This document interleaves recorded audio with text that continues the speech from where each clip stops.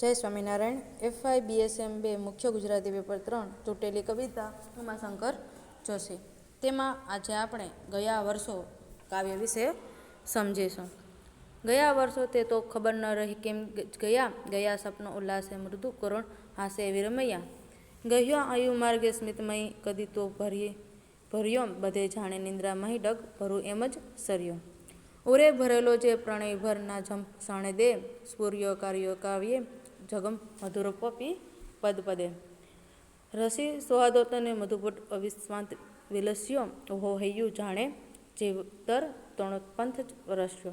ન કે ના લાવ્યા માર્ગે વિષ વિષમ આથર અદ્યા અસત સંયોગોની પણ સહજ સંજીવન થયા. બન્યા કો સંકેતે કુસુમ સમતે કંટક ઘણા તિરસ્કારો માએ કહીતી પ્રગટી ગુટ કરુણા. પડે દ્રષ્ટે ડૂબે કદીક શિવના શૃંગ અરુણા રહ્યો ઝંખીને ના ખબર વર્ષો કેમ જ ગયા.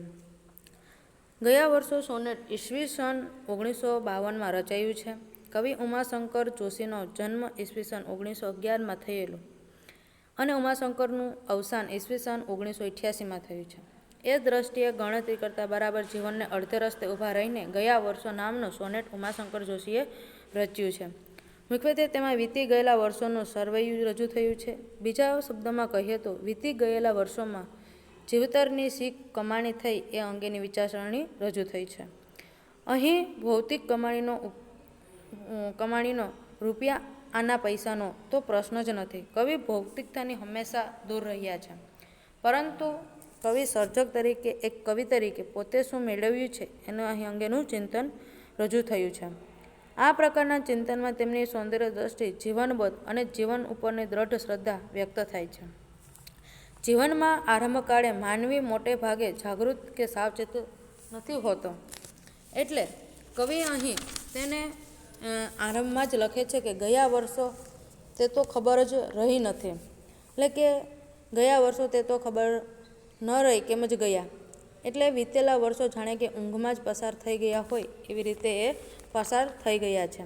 કવિ ઉમાશંકર જોશી ગયા વર્ષો સોનેટના આરંભની 4 પંક્તિમાં લખે છે કે ગયા વર્ષો તે તો ખબર જ ન રહી કેમ જ ગયા, ગયા સપનો ઉલ્લાસે મૃદુ કરુણ હાસે વિરમિયા. ગયો આયુ માર્ગે સ્મિતમય કદી તો ભર્યા બધે જાણે નિંદ્રામય ડગ ભરું એમ જ સર્યા. એટલે કવિ એ 4 જ પંક્તિમાં કવિ આયુષ્યનો માર્ગ ક્યારેક આનંદજનક તો ક્યારેક ભયજનક હતો. મોટે ભાગે સપનામાં જ ડગલા ભરતા હોય એવી રીતે જાણે કે વર્ષો વીતી ગયા છે. સોનેટની 5મી અને 8મી સુધી, એટલે કે જે ત્યાર પછીની રચનાઓ છે, એટલે કે ઉરે ભરેલો જે પ્રણય સભર ના જંપ સણે દે સ્ફુર્યો કાર્ય કાવ્યે જગમધુપી પદપદે. રચી સોહાદોની મધુપુટ અવિક્ષાત વિલસ્યો ઓહો હૈયું જાણે જીવતર તણો પંથ જ રચ્યો. ન કે આ નાવ્યા માર્ગે વિષ વિષમ અથાર અદ્યા અસત સંયોગોની પણ સહુ સંજીવન થયા. બન્યા કો સંકેતે કુસુમ સમતે કંટક ઘણા તિરસ્કારો માએ કહીથી પ્રગટ મૂટ કરુણા. પડે દ્રષ્ટે ડૂબે કદીક શિવના શુંભ અરુણા રહ્યો ઝંખી તેના ખબર વર્ષો કેમ જ ગયા. એ સોનેટની 5મી થી 8મી સુધીની 4 પંક્તિઓ કવિ ઉમાશંકર જોશી જણાવે છે કે તેમના જીવનમાં 2 વસ્તુઓ ખૂબ જ મહત્વની છે. એક છે પ્રણય અને બીજું છે હૈયું અથવા હૃદય. પ્રણયનો અહીં સંકુચિત અર્થ લેવાનો નથી. પ્રણય એટલે કે કેવળ પ્રાણી માત્ર પ્રત્યેનો પ્રેમ નહીં, પરંતુ વનસ્પતિ, તારાઓ અને બ્રહ્માંડની નિહારિકા સુધીને વિસ્તારતો પ્રેમ. પ્રણય અને કવિનો જીવન મંત્ર છે. પ્રકૃતિ કે એ કવિનું બીજું હૃદય છે. ઉમાશંકરની કવિતામાં પ્રણય, પ્રકૃતિ અને હૈયું આ ત્રણેયની રમણા જોવા મળે છે.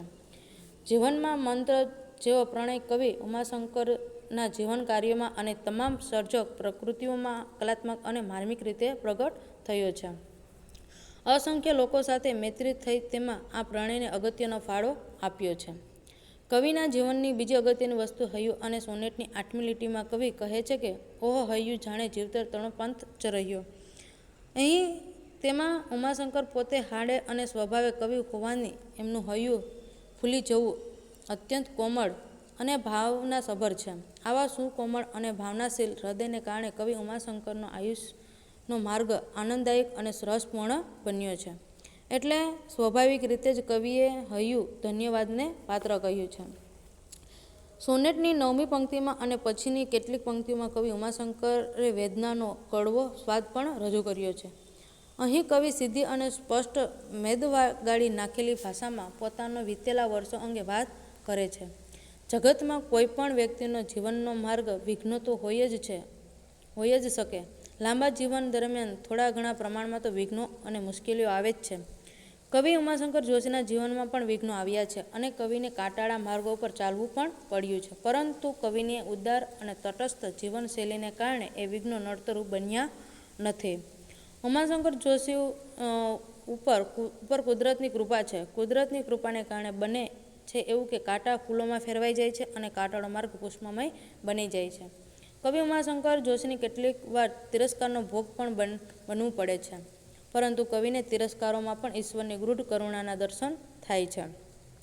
કુદરતની કૃપાને કારણે કવિ વિઘ્નોમાંથી અને કાંટાથી ભરેલા માર્ગોમાંથી સુકોમળ પસાર થઈ જાય છે.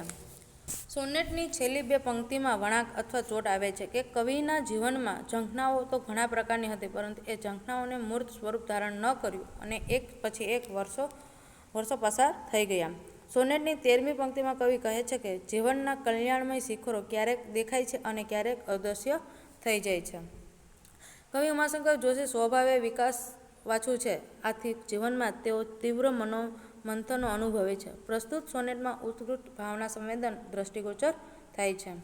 કવિ નિખાલસ છે. તેઓ કશું પણ છુપાવતા નથી. અહીં કવિની સત્યનિષ્ઠા પ્રગટ થાય છે અને પ્રસ્તુત સોનેટ કવિની સર્ગશક્તિનો ઉત્તમ નમૂનો છે. અહીં પ્રાસાદિકતા, સુરેખતા અને ગૂંથણીનું સૌષ્ઠવ સારી રીતે પ્રગટ થયું છે. આ સોનેટ કવિએ પોતાની જાતે સંબોધીને રચ્યું છે. ગયા વર્ષો સોનેટ શિખરની છંદમાં રચાયું છે. એ 4-4+6 એ પ્રકારનું પંક્તિ વિભાજન છે. પ્રસ્તુત સોનેટમાં પ્રાસાદિકતા, સુરેખતા અને ગૂંથણીનું સૌષ્ઠવ સારી રીતે પ્રગટ થયું છે. એ સોનેટની પ્રાયોજિકતા પ્રમાણ છે. સોનેટની ભાષા સંસ્કૃતિમય છે. અહીં કવિની ઢોળ ચડાવ્યા વિનાની અને નિખાલસતાવાળી અભિવ્યક્તિ સોનેટના સ્વરૂપને દ્રષ્ટિને ધ્યાન ખેંચે છે.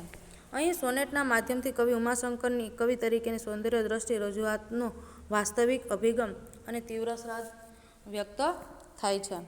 અહીં સોનેટ કાવ્ય જે છે એ આપણું પૂર્ણ થાય છે.